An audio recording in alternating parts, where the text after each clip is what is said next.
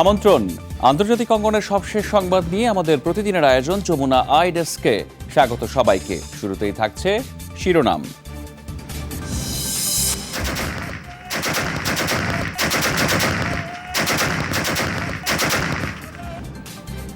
তুরস্কের সাঁড়াশি অভিযানে বিপর্যস্ত সিরিয়ার কুর্দি জনগোষ্ঠী। 2 দিনের অভিযানে প্রাণ গেছে শতাধিক মানুষের। এলাকা ছেড়েছেন প্রায় 60,000 কুর্দি। অভিশংসন ইস্যুতে নতুন করে চাপের মুখে মার্কিন প্রেসিডেন্ট। ট্রাম্পের আইনজীবী রুডি গুইলিয়ানির সাথে সংশ্লিষ্ট 2 ব্যবসায়ী গ্রেফতার। এবছর শান্তিতে নোবেল পেলেন ইথিওপিয়ার প্রধানমন্ত্রী আবিই আহমেদ। প্রতিবেশী ইরিত্রিয়ার সাথে দীর্ঘদিনের সংঘাত বন্ধে উদ্যোগী হওয়ায় দেয়া হলো এই সম্মাননা। এসব খবরের বিস্তারিত নিয়ে আপনাদের সাথে আছি আমি রাহাত মিনহাজ। তুরস্কের সাঁড়াশি অভিযানে বিপর্যস্ত সিরিয়ার কুর্দি জনগোষ্ঠী।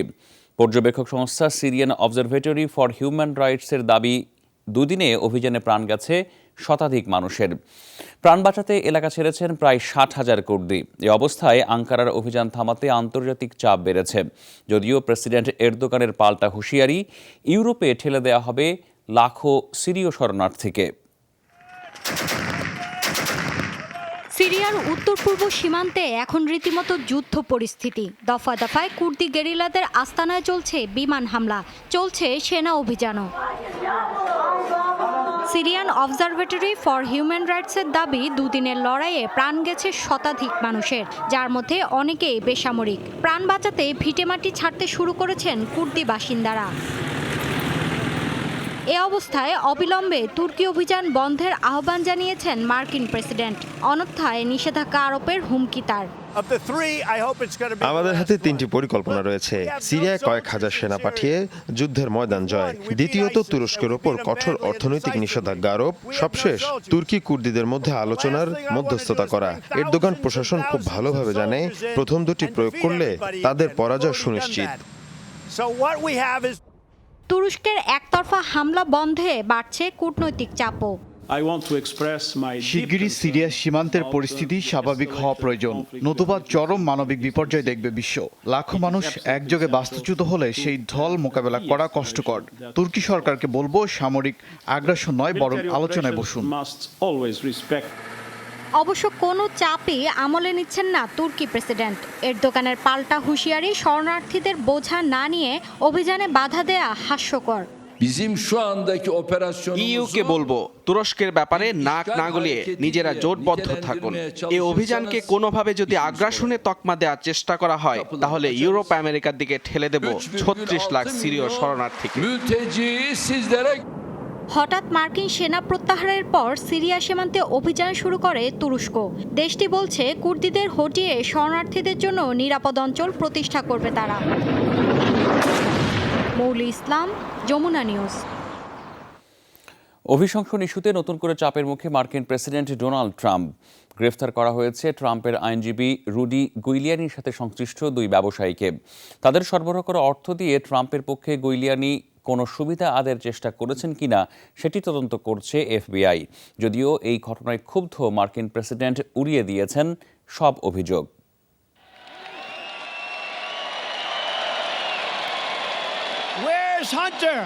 অভিশংসন ইস্যুতে এবার নতুন করে বিপাকে মার্কিন প্রেসিডেন্ট ডোনাল্ড ট্রাম্প। বৃহস্পতিবার গ্রেফতার করা হয় যুক্তরাষ্ট্রের 2 ব্যবসায়ী লেভ পার্নার্স এবং ইগর ফ্রম্যানকে। অভিযোগ, তাদের কাছ থেকে মোটা অঙ্কের অর্থ গেছে ট্রাম্পের আইনজীবী রুডি গুইলিয়ানির কাছে। FBIর ধারণা, সেই অর্থ ব্যবহার করা হয়েছে কাউকে ঘুষ দিতে বা কোনো পক্ষের সাথে আপোষ রফায়। ইউক্রেনের প্রেসিডেন্টের সাথে জো বাইডেন ইস্যুতে ট্রাম্পের ফোনালাপ বিতর্কে সেই অর্থ লেনদেনের সংশ্লিষ্টতা তদন্ত করবে FBI। বিষয়টি সঠিক তদন্ত হওয়া উচিত। নিজের স্বার্থের জন্য বিদেশি কোনো রাষ্ট্রের কাছে সহায়তা চাওয়াটা অনেক বড় অপরাধ। এটা প্রেসিডেন্ট ট্রাম্প কবে বুঝবেন? তার উপর এমন একজন ব্যক্তির বিরুদ্ধে তিনি ষড়যন্ত্র করেছেন, যিনি প্রেসিডেন্ট নির্বাচনে একজন যোগ্য পদপ্রার্থী।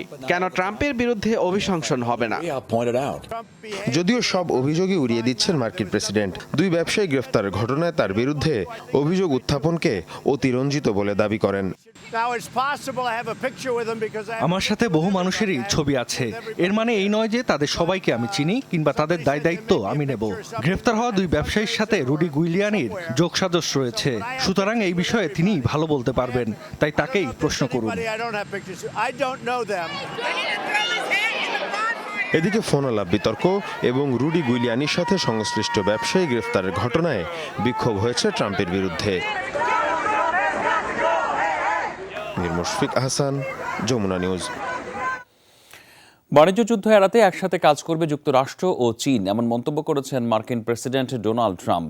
হোয়াইট হাউসে চীনের ভাইস প্রেসিডেন্ট লিউ হির সাথে বৈঠকের পর এমন মন্তব্য করেন তিনি বলেন, বিশ্বের শীর্ষ অর্থনৈতিক ক্ষমতা সম্পন্ন দুই দেশের মধ্যে বিরোধ কখনোই কাম্য নয়।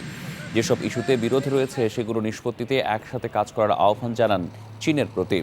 বৈঠকে শুল্ক আরোপের মতো সিদ্ধান্ত প্রত্যাহারে উদ্যোগী হওয়ার আহ্বান জানান চীনের ভাইস প্রেসিডেন্ট।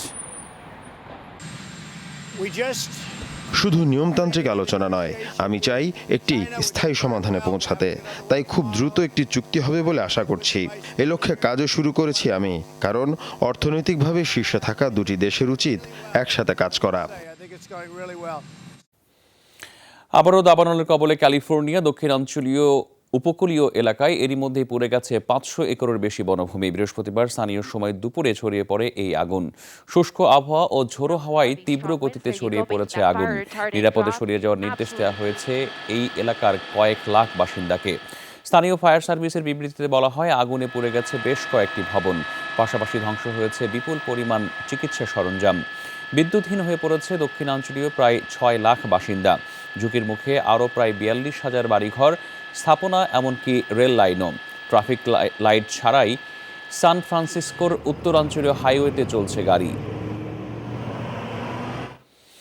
লোহিত সাগরে বিস্ফোরণ ঘটেছে ইরানি তেলবাহী ট্যাঙ্কারে। শুক্রবার জেদ্দা বন্দরের কাছাকাছি বিস্ফোরিত হয় ইরানের রাষ্ট্রীয় জ্বালানি প্রতিষ্ঠান NOICর জাহাজটি। বিস্ফোরণের পর সাগরে ছড়িয়ে পড়ছে তেল, তবে এতে হতাহতের কোনো ঘটনা ঘটেনি। এই ঘটনাকে সন্ত্রাসী হামলা বলে অভিহিত করেছে ইরানের গণমাধ্যম। NOICর দাবি, মিসাইল আক্রমণে বিস্ফোরিত হয়েছে ট্যাঙ্কারটি, তবে দাবির সপক্ষে কোনো প্রমাণ দেখাতে পারেনি ইরান। বিশ্লেষকরা বলছেন, এবারের ঘটনার পর ইরান ও সৌদি আরবের মধ্যে চলমান উত্তেজনা আরও বাড়বে।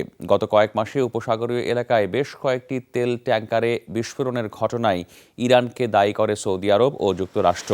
অবশ্য এসব দায় অস্বীকার করেছে ইরান।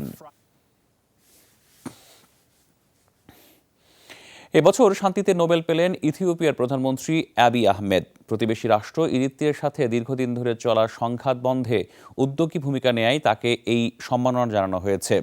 সীমান্ত ইস্যুতে 1 দশকের বেশি সময় ধরে চলা এই সংঘাতে প্রাণ যায় 1.5 লাখের বেশি মানুষের। গেল বছর ক্ষমতায় এসেই এই সংকট নিরসনে ইরিত্রিয়ার সাথে চুক্তি করেন অ্যাবি আহমেদ। নোবেল শান্তি পুরস্কার নিয়ে প্রতি বছরই চলে নানান জল্পনা কল্পনা। তবে 2019 সালের সম্ভাব্য তালিকায় থাকলেও ইথিওপিয়ার প্রধানমন্ত্রী অ্যাবি আহমেদকে নিয়ে আলোচনা ছিল না খুব বেশি। Nobel Committee has decided to award the Nobel Peace Prize for 2019 to Ethiopian Prime Minister Abiy Ahmed Ali. দীর্ঘ 1 দশক ধরে চলা সংঘাত বন্ধ উদ্যোগ নেয় ইথিওপিয়ার প্রধানমন্ত্রীকে দেয়া হলো এবারের নোবেল শান্তি পুরস্কার।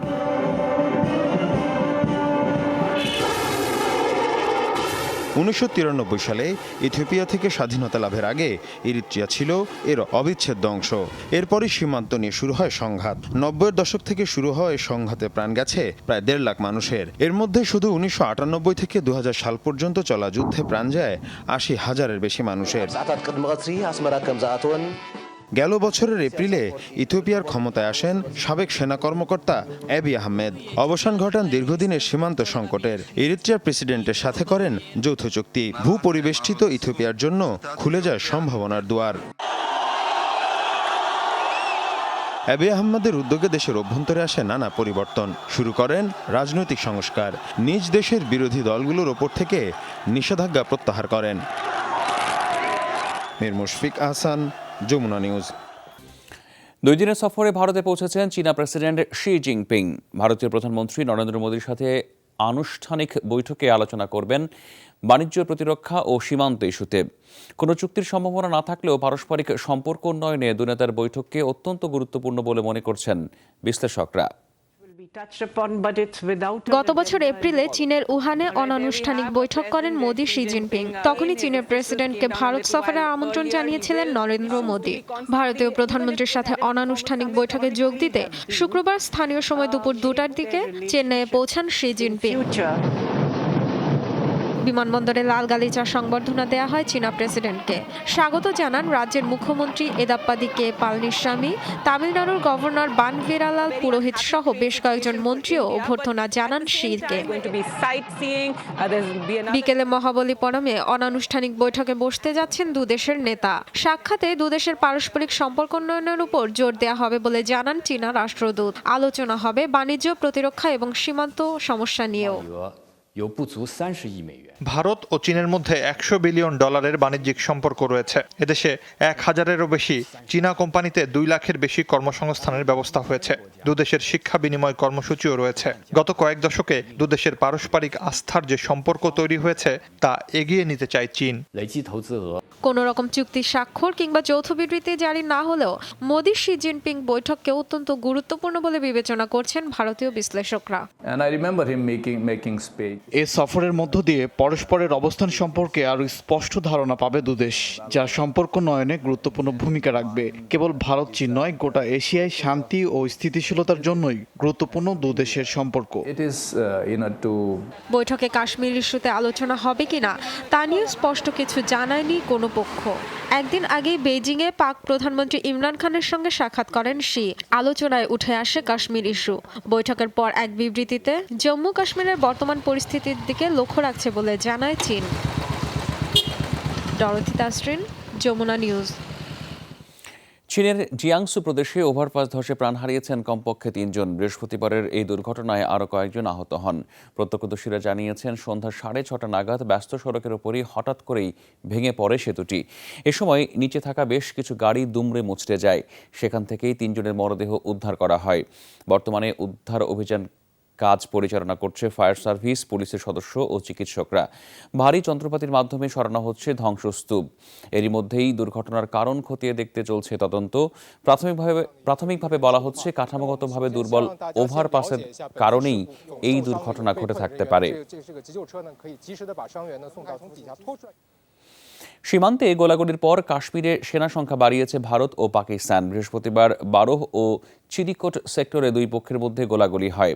পাকিস্তানের দাবি, এই হামলায় দেশটির 1 সেনা ও 2 বেসামরিক নাগরিক নিহত হয়েছেন। পাকিস্তানের পাল্টা হামলায় ভারতের কয়েকটি চেকপোস্ট ধ্বংস হয়েছে বলে দাবি করা হয়েছে। অন্যদিকে ভারতের অভিযোগ, সীমান্ত রেখা পার হয়ে নজরদারি চালাচ্ছে পাকিস্তান। নজরদারি চালাতে পাকিস্তান ড্রোন ব্যবহার করছে বলেও দাবি ভারতের।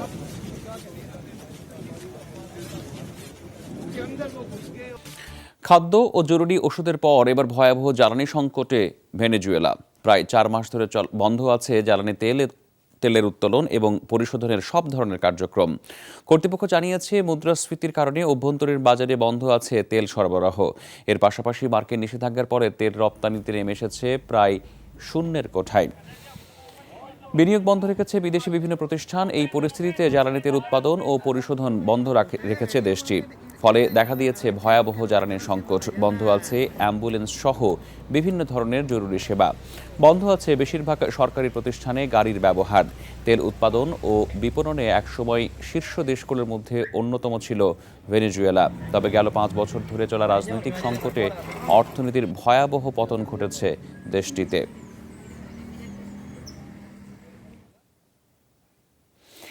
ইকুয়েডরে সরকার বিরোধী আন্দোলনের পেছনে ভেনেজুয়েলার প্রেসিডেন্ট নিকোলাস মাদুরো ও কলম্বিয়ার ফার্ক বিদ্রোহীরা কলকাঠি নাড়ছে বলে দাবি করেছেন দেশটির প্রেসিডেন্ট লেলিন মোরানো। বিক্ষোভকারীদের মধ্যে অনেকেই ভেনেজুয়েলার নাগরিক বলেও দাবি করেছেন তিনি বলেন, এই সুযোগে অভ্যুত্থানের চেষ্টা করছে বিরোধীরা। এদিকে বৃহস্পতিবারও মিছিল সমাবেশে উত্তাল ছিল রাজধানী কুইটো সহ গুরুত্বপূর্ণ শহরগুলো। ওই দিন বেশ কয়েক ঘন্টার জন্য 8 পুলিশকে জিম্মি করে রাখে আন্দোলনকারীরা। প্রায় 1 সপ্তাহ আগে ব্যয় সংকোচন নীতির অংশ হিসেবে জ্বালানির উপর থেকে ভর্তুকি কমানোর ঘোষণা দেয় দেশটির সরকার। এরপরই ছড়িয়ে পড়ে ব্যাপক গণ আন্দোলন। গত কয়েকদিন নিরাপত্তা বাহিনীর সাথে দফায় দফায় সংঘর্ষ হয় বিক্ষোভকারীদের। কিউবার আইন পরিষদ কিংবা সাংবিধানিক কাঠামোতে আর অংশ নিতে পারবে না দেশটির সাবেক বিপ্লবীরা। বৃহস্পতিবার এই সংক্রান্ত বিল পাশ হয় দেশটির পার্লামেন্টে। প্রেসিডেন্ট মিগুয়েল দিয়াজ উত্থাপিত এই বিলে বলা হয় 1959 সালে হওয়া বিপ্লবে অংশ নেয়া নেতারা আর কিউবার আইন পরিষদের সদস্য থাকতে পারবেন না। এমনকি সাংবিধানিক কোনো প্রতিষ্ঠানের সাথেও তারা সম্পৃক্ত হতে পারবেন না। ফলে নির্বাচনেও অংশ নিতে পারবেন না সাবেক বিপ্লবীরা। এই সিদ্ধান্তের ফলে প্রশাসনের উপর থেকে সাবেক প্রেসিডেন্ট রাউল কাস্ট্রোর প্রভাব আরও কমবে। এই ছিল আজকের যমুনা ডেস্কের আয়োজন। এতক্ষণ সাথে থাকার জন্য ধন্যবাদ সবাই।